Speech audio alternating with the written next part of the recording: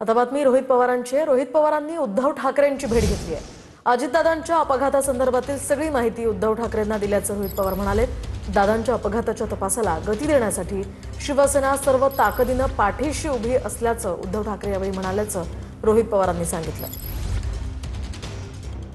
पक्षातला मोठा नेता या ऍक्सिडेंट मध्ये त्या ठिकाणी आपल्यातून निघून गेलेला आहे, पण तरी इन्व्हेस्टिगेशन त्या ताकदीने होत नाही।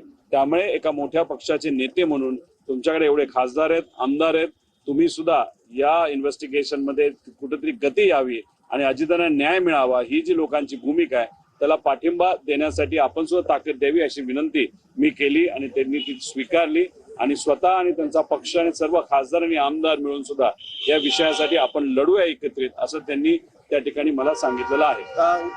GCAच्या बाबतीत सुद्धा त्यांना काही लोकांनी अधिकारी हे मिली बघत आहे असं सुद्धा त्यांना तिथं सांगण्यात आलं।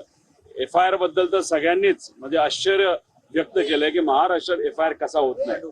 घाटकोपर मध्ये जो काही ऍक्सिडेंट झाला होता 19ला 9 महिन्यामध्ये पाठपुरावा केल्यानंतर आणि एखाद्या भाजपच्या खासदारांनी माजी खासदारांनी पाठपुरावा केल्यानंतर लगेच FIR होतो, पण इथे FIR होत नाही। याच्यावर सुद्धा त्यांनी तिथं आश्चर्य हे व्यक्त केलेलं आहे।